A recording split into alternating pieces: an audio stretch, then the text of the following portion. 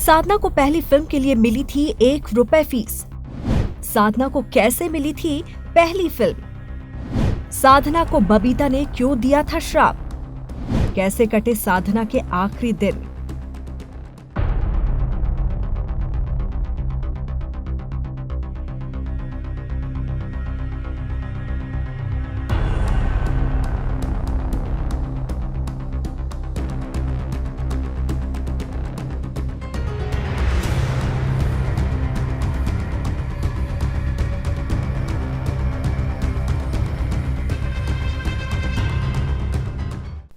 Film industry में कई ऐसी एक्ट्रेसेस रही हैं जिन्होंने कई सक्सेसफुल फिल्में दी, लेकिन बाद में कहां गुम हुई इसका अंदाजा कभी भी कोई भी नहीं लगा पाया। उन एक्ट्रेसेस में से एक थी साधना।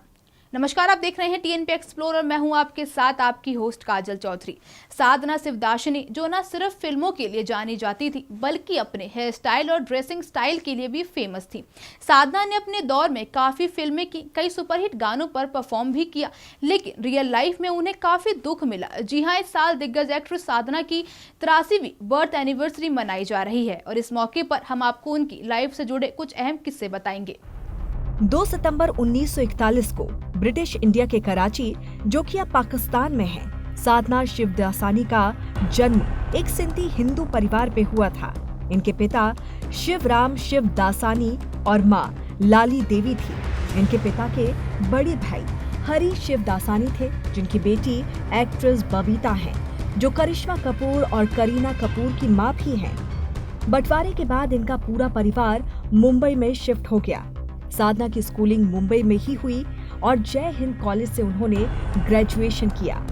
कॉलेज के समय से ही साधना कई प्लेज में हिस्सा लेती थी और उन्हें एक्टिंग का शौक भी वहीं से आया। साधना के कॉलेज में एक बार फिल्म इंडस्ट्री से कुछ लोग आए जिन्हें अपनी फिल्म के लिए गानों के बैकग्राउंड में डांस करने वाली लड़कियों की तलाश थी। साधना भी उन लड़कियों में सिलेक्ट हुई और उन्हें बतौर बैकग्राउंड डांसर पहला मौका फिल्म श्री 420 में मिला, जो 1955 में रिलीज हुई थी। इसके बाद एक सिंधी फिल्म निर्माता भारत पाक बंटवारे पर फिल्म बना रहे थे और उसके लिए साधना को लीड एक्ट्रेस की छोटी बहन का रोल ऑफर किया गया। बतौर एक्ट्रेस साधना की पहली फिल्म अबाना थी, जो 1958 में रिलीज हुई थी। इस फिल्म के लिए साधना को महज 1 रुपए सैलरी के रूप में मिली थी। इसके बाद साधना की लोकप्रियता बढ़ती चली गई और उन्हें बैक टू बैक फिल्में मिलती गई। साधना ने अपने करियर में वो कौन थी, मेरा साया, एक फूल दो माली, वक्त, लव इन शिमला, आप आए बहार आई, आरज़ू, असली नकली, मेरे महबूब, एक मुसाफिर, एक हसीना, अनीता, इंतकाम जैसी ढेरों फिल्मों में बतौर लीड एक्ट्रेस काम किया। इनके फेमस गानों में लग जा गले, कौन आया, तू जहां जहां चलेगा, झुमका गिरा रे, मेरा मन याद करता है, ये पर्दा हटा दो, जरा मुखड़ा दिखा दो जैसे गाने शामिल हैं। बबीता ने जब फिल्म इंडस्ट्री में कदम रखा था तब उनकी मुलाकात रणधीर कपूर से हुई। उनमें प्यार हो गया और ये बात राज कपूर तक पहुंच गई। बबीता बहन की तरह बड़ी एक्ट्रेस बनना चाहती थी और रणधीर कपूर से शादी भी करना चाहती थी। मीडिया रिपोर्ट्स के मुताबिक जब ये बात राज कपूर को पता चली तो उन्होंने साधना को मिलने बुलाया और उनसे कहा कि बबीता को 2 सपने एक साथ नहीं देखने चाहिए।